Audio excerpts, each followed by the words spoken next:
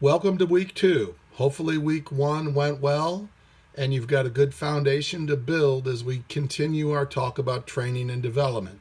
This week we're going to talk about needs assessment. When we talk about needs assessment, we have to be sure that the main thing we take a look at is what is the performance problem, okay? It's not always training, but in this case we're going to go ahead and make the assumption that it is training. When you think in terms of problems, though, it could be the wrong content, not the right objectives, or inappropriate methods to get that training across. So sometimes we get sent to programs where trainees don't have the skill sets to do it. Maybe they haven't had the prerequisite skills to go ahead and take that training. So we have to do what we call a needs assessment and make sure that we are putting trainees in the best possible position, just like we talked about last week, to be successful and to contribute to business goals. So training, if done improperly, is not going to get us the expected results. We're not going to be able to change behavior. And you know what? It's going to cost us money. We're not going to make money in the long run. And obviously all businesses have to function with capital. So if we end up spending money on training programs that are unnecessary, the employee suffers, the company suffers, and ultimately the customer is going to suffer because we're going to have people doing jobs that they're not qualified to do or have they not been trained properly to do.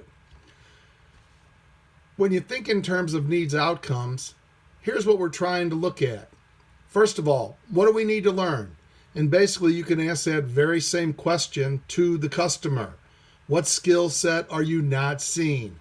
Let's say that it's a sales group and you're talking to a sales manager. And the sales manager says, hey, my guys and gals are not asking good questions. Okay, guess what?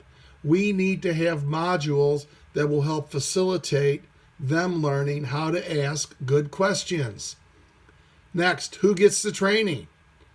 Not everybody needs the training. We might have some folks that are advanced that can test out of the training. We might have some new folks that need other training before they can take this training. So what type of training is needed? We'll take a look at the various models. It could be leader-led. It could be CBT. It could be web-based. How often do we take the training? Think in terms of the safety training that you take with your existing job. Typically, that's done once a year. This training that you're looking at might be done multiple times. So do we buy the training from an outside vendor, or do we go ahead and build that training in-house? So we've got to think of all of those key components. When we get into Chapter 4, after we've done the needs assessment, we're going to talk about how we learn, and then how we take that training to the job. So we'll use Maslow's hierarchy. Starting at the bottom, we've got the physiological needs of our employees. They have to think in terms of the safety factor, the social aspects, the esteem and how it's going to affect the individual, and then the self-actualization. So if we break this down into very simple portals, think in terms of what do we need, how do we make it happen? How is it going to affect the individual? How do they feel about it?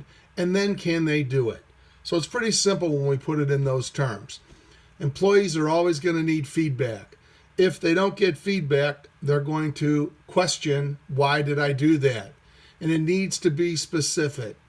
Think in terms of when you've done something well at your job and the boss comes up to you and says, my gosh, you sure did a great job on that. Well, for about 10 seconds, you're happy. And after the boss is gone, you're sitting there saying, wonder what I did good. Sure wish the boss would have told me what I did good. So we have to be very specific as we give feedback on our training.